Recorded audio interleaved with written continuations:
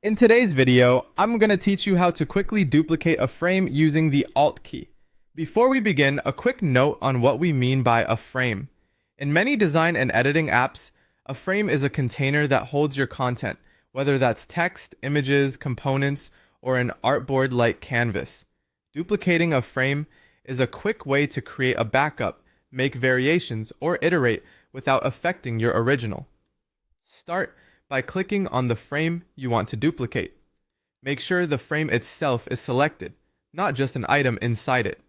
You'll usually see a bounding box, resize handles, or a highlighted outline confirming your selection.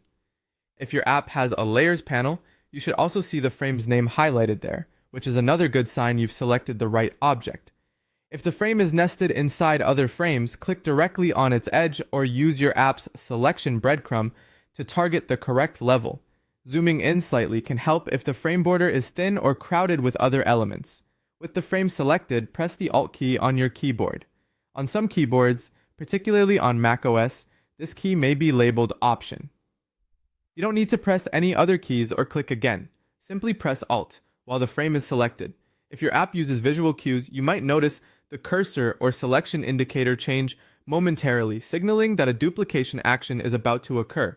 Keep your focus on the selected frame to ensure the key press applies to the right object. Now it is duplicated. In most apps, the copy appears directly above the original or slightly offset, so you can see there are two.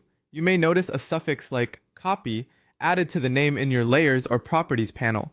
If the duplicate sits perfectly on top of the original, it can look like nothing changed at first glance. A quick way to confirm is to check the layer list for an extra entry with the same name or to look for a second bounding box when you hover.